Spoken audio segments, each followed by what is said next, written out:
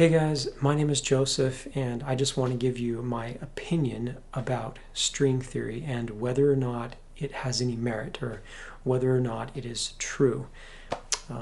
So in my personal opinion, I don't think that string theory has what it takes to be the next generation of physics. I don't think that it's going to unite all of physics. I don't think it's going to be the framework that really ties everything together. Not saying that it couldn't tie everything together, but I don't think that it really reflects nature in the truest possible way. Now, let me explain why I feel this way. Every model can be broken up into two different parts.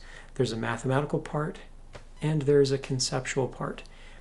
If you just have the mathematical part, then it's not a complete scientific theory. If you just have a conceptual part, it's also not complete. You got to have both. They got to be working together. Now, what I think that string theory probably does really well is with the mathematics. I'm sure that the mathematics are sound, but the conceptual part is what concerns me. Now, a mathematical model has these core axioms at the base of it, and everything else is built up on those core axioms, a whole system of logic. Now, the same is true whether we realize it or not. The same is true for conceptual models. Now, a conceptual model, it's just a way of thinking. We have all these reusable chunks of thought, and we're going to manipulate those in a logical system. But at the core of a conceptual model are assumptions, and the whole model lives or dies on those assumptions at the base of the model. Now, the problem with string theory is that at the base of the theory are these things called strings. Those are the fundamental core assumptions of the conceptual portion of that model. And the problem is that these aren't very well motivated. They're just a construct that a theory can be built on. But do they really reflect nature? No, probably not. The reason why I feel this way is because it's not intuitive in any way. It's not self-motivating in any way. That strings should be at the foundation of reality. So this is why I think that string theory, it's going to evaporate. It's not going to survive time.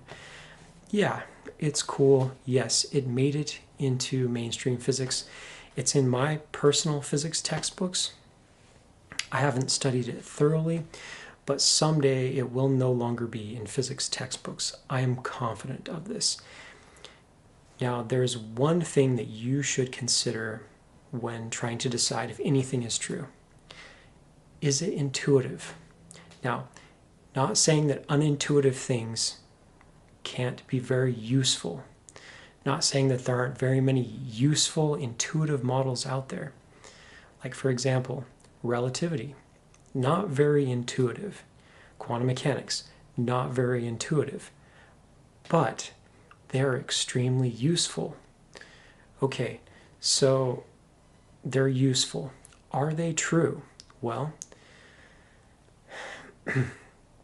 they're true in a sense, but there is something out there that is more true. And why do I say that? Because nature is inherently intuitive. Now, intuitive just means that the patterns that we're seeing, they're very clear.